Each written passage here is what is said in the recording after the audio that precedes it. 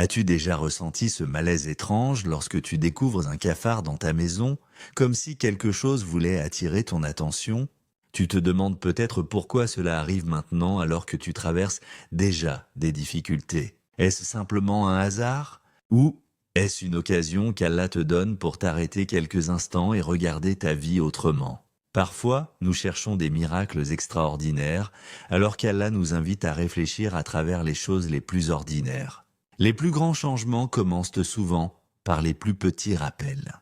Peut-être que ce n'est pas le cafard qui est le véritable sujet, mais ton cœur. Peut-être qu'Allah t'appelle à remettre de l'ordre dans ta maison, dans tes habitudes, dans tes relations et surtout dans ton lien avec lui. Aujourd'hui, tu découvriras que même une situation désagréable peut devenir une immense leçon de foi lorsque le croyant choisit d'y réfléchir avec sincérité.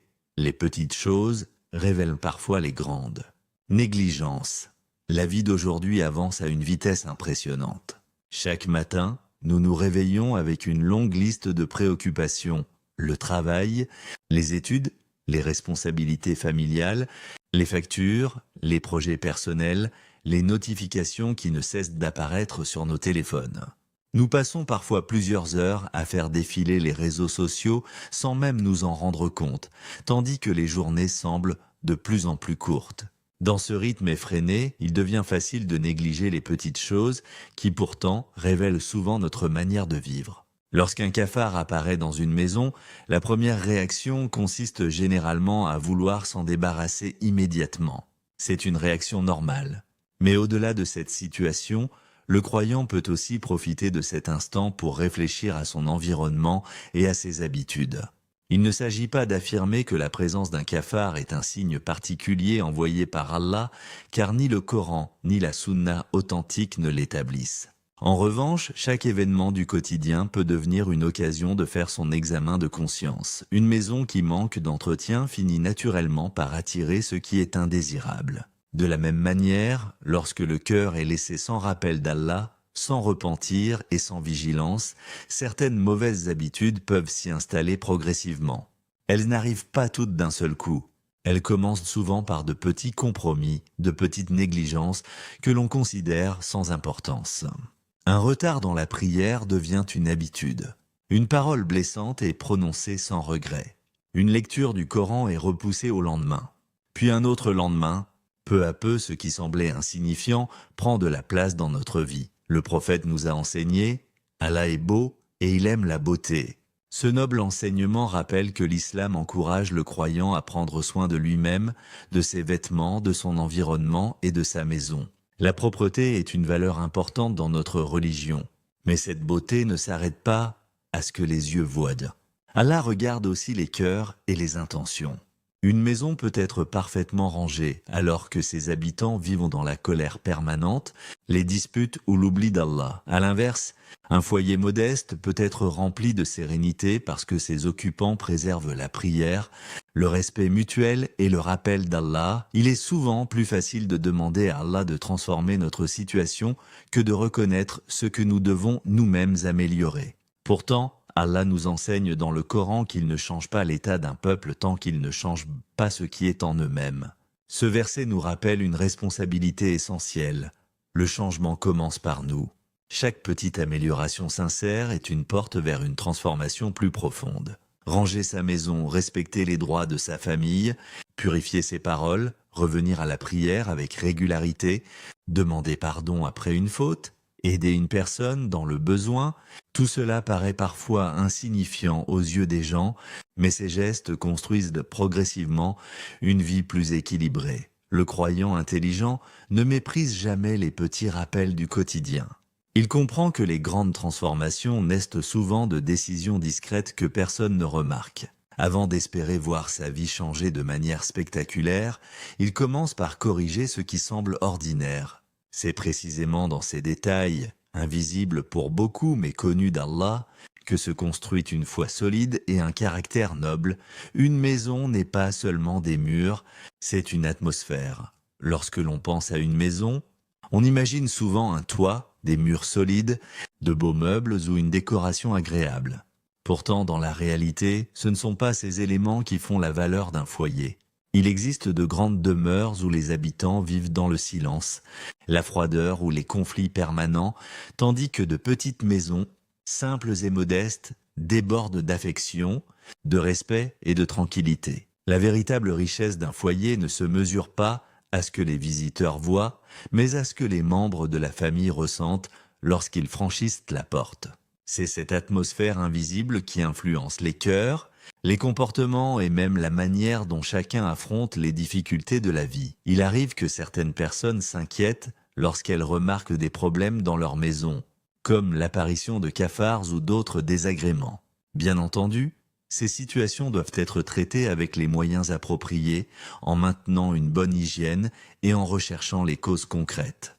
Mais pour le croyant, elles peuvent aussi devenir une occasion de réfléchir à l'ambiance qui règne dans son foyer. Non pas parce que ces événements seraient automatiquement des signes particuliers envoyés par Allah, car rien dans les textes authentiques ne permet de l'affirmer, mais parce que chaque difficulté peut pousser le musulman à faire son examen de conscience et à améliorer ce qui peut l'être. Demande-toi sincèrement, quelles sont les paroles que l'on entend le plus souvent chez toi ?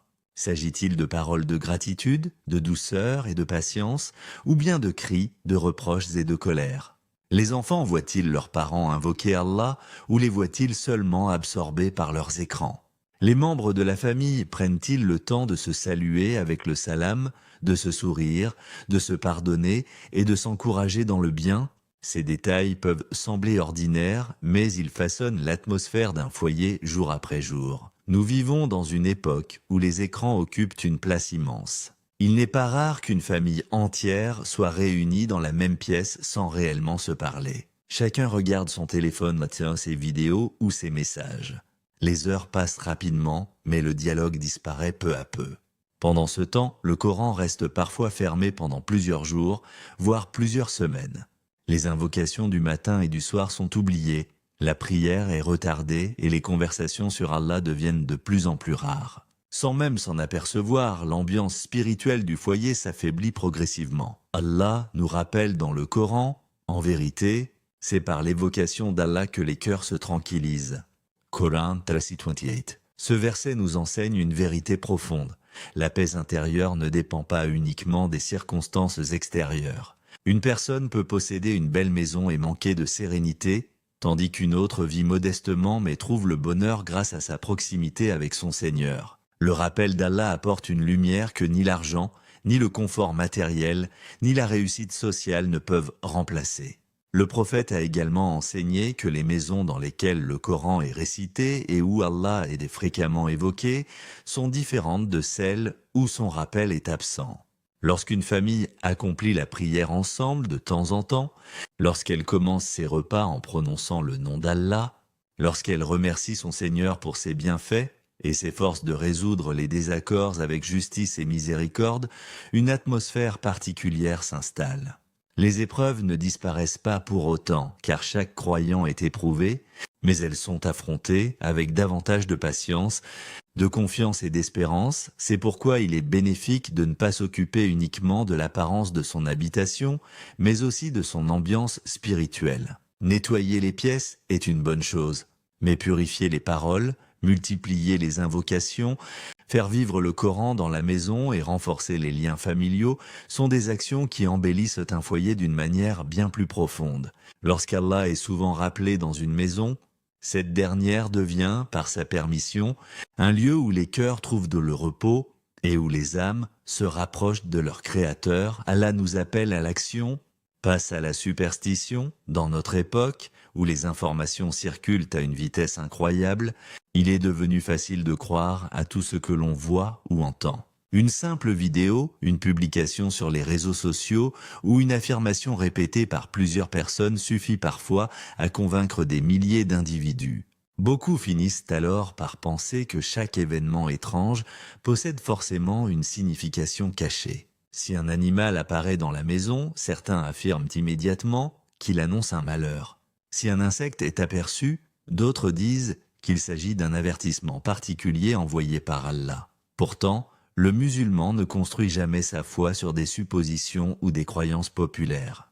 Il l'a construit sur le Coran, la Sunna authentique et la compréhension des savants dignes de confiance. Concernant la présence de cafards dans une maison, aucun verset du Coran ni aucun hadith authentique ne dit qu'il s'agit automatiquement d'un signe particulier, d'une punition ou d'un message spécifique d'Allah. Affirmer une telle chose avec certitude reviendrait à parler au nom d'Allah sans preuve, alors que cette attitude est très grave en islam. Allah nous enseigne de ne dire sur lui que ce dont nous avons une connaissance authentique. Voilà pourquoi le croyant fait toujours preuve de prudence. Il ne transforme pas les hypothèses en vérité religieuse. Cela ne signifie pas pour autant que les événements du quotidien sont dénués de toute valeur spirituelle. Au contraire, le croyant possède un regard différent. Il sait que chaque situation peut devenir une occasion de revenir vers Allah, de réfléchir à ses habitudes et d'améliorer sa manière de vivre. Ce n'est pas parce que le cafard serait un signe révélé, mais parce que toute circonstance peut réveiller une conscience endormie. C'est une différence essentielle.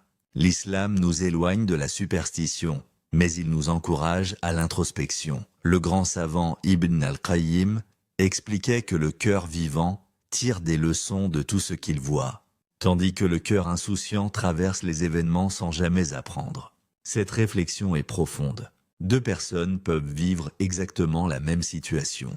L'une se contente de se plaindre puis reprend sa vie comme si rien ne s'était passé. L'autre profite de cette circonstance pour se demander « Qu'est-ce que je peux améliorer aujourd'hui ? Que dois-je corriger dans ma vie ? Comment puis-je me rapprocher davantage de mon Seigneur ?» C'est cette deuxième attitude qui fait grandir la foi. Au lieu de laisser la peur envahir ton cœur ou de chercher des explications mystérieuses, pose-toi des questions sincères. Ai-je pris soin de ma maison comme il se doit ? Ai-je négligé certaines règles d'hygiène ou d'organisation ? Ai-je pris soin de ma santé alors que le corps est un dépôt qu'Allah m'a confié ? Ai-je accordé suffisamment de temps à ma famille ou bien suis-je constamment absorbé par mon téléphone et mes occupations ? Ai-je entretenu ma relation avec Allah par la prière, les invocations, la lecture du Coran et le repentir ? Ces interrogations ne naissent pas de la peur, mais d'un désir sincère de progresser. Le prophète nous a enseigné que le croyant fort est meilleur et plus aimé d'Allah que le croyant faible, tout en précisant qu'il y a du bien chez chacun. Puis, il a conseillé « Recherche ce qui t'est utile, demande l'aide d'Allah et ne faiblis pas ». Ce hadith nous montre clairement que l'islam nous appelle à agir, à rechercher les causes bénéfiques et à faire des efforts, plutôt qu'à rester prisonnier d'interprétations superstitieuses. Lorsqu'un problème apparaît dans notre vie, nous devons d'abord chercher des solutions concrètes, tout en plaçant notre confiance en Allah. C'est ainsi que le croyant transforme les événements ordinaires en occasions extraordinaires de grandir. Non pas en inventant des significations que la religion n'a jamais enseignées, mais en utilisant chaque expérience comme un rappel pour purifier son cœur, corriger ses habitudes et renforcer sa confiance en son Seigneur. La véritable sagesse n'est pas de voir des signes partout, mais de savoir tirer des leçons de tout ce qu'Allah permet dans notre vie, avec humilité, lucidité et sincérité. Le plus grand nettoyage commence dans le cœur. Nous accordons naturellement beaucoup d'importance à la propreté de notre maison. Nous balayons le sol, nous nettoyons les meubles, nous rangeons les pièces et nous faisons tout notre possible pour vivre dans un environnement sain et agréable. Lorsque quelque chose est sale, nous nous empressons de le nettoyer. Lorsque nous apercevons un insecte ou tout autre élément indésirable dans notre maison, nous cherchons immédiatement à en éliminer la cause. Cette réaction est normale et même encouragée par l'islam qui accorde une grande importance à la propreté. Mais au milieu de tous ces efforts, pour embellir ce qui nous entoure, une question essentielle mérite d'être posée. Combien de temps consacrons-nous réellement au nettoyage de notre cœur ? Le cœur est le centre de la foi. C'est lui qui influence nos paroles, nos décisions et notre comportement. Il peut paraître propre aux yeux des gens tout en étant rempli de blessures invisibles que seul Allah connaît. La jalousie, la rancune, l'orgueil, l'hypocrisie, la haine, l'amour excessif de ce monde ou encore la colère incontrôlée ne se voient pas comme la poussière sur un meuble, mais leurs conséquences peuvent être bien plus destructrices. Elles s'installent parfois lentement, presque sans que l'on s'en aperçoive, jusqu'à devenir une habitude.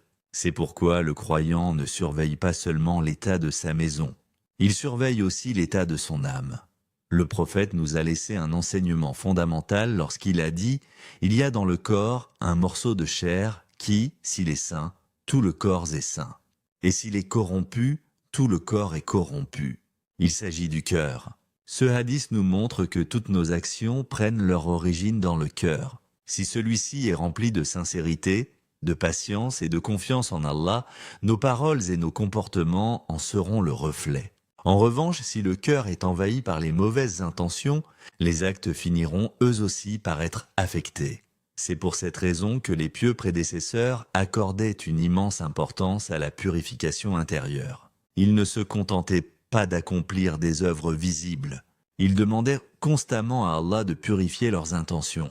Ils savaient que l'on peut accomplir beaucoup d'actions tout en perdant leur récompense si le cœur recherche uniquement les éloges des gens. Aujourd'hui encore, ce danger existe. À l'époque des réseaux sociaux, il est parfois plus facile de montrer ses bonnes actions que de corriger ses défauts cachés.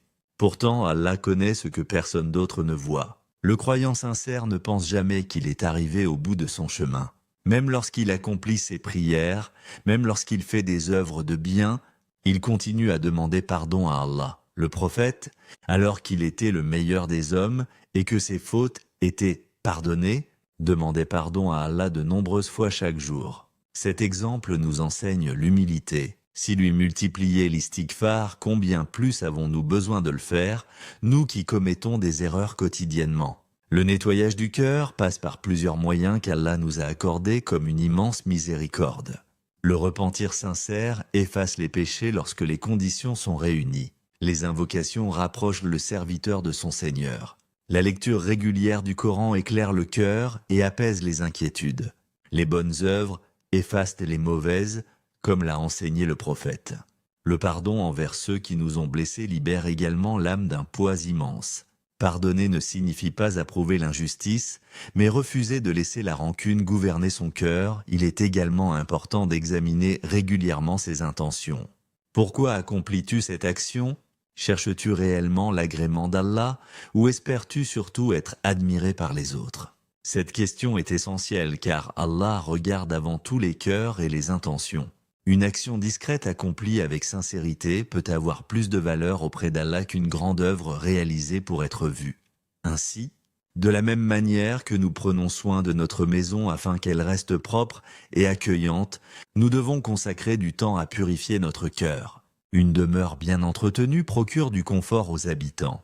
Mais un cœur pur attire une bénédiction bien plus précieuse, la miséricorde d'Allah. Lorsque le cœur est vivant, rempli de foi, de repentir et de confiance en son Seigneur, il devient une source de lumière qui éclaire non seulement son propriétaire, mais aussi toute sa famille et tous ceux qui l'entourent, transforment chaque rappel en nouveau départ. L'une des plus grandes qualités du croyant est sa capacité à transformer chaque événement de sa vie en une occasion de se rapprocher d'Allah.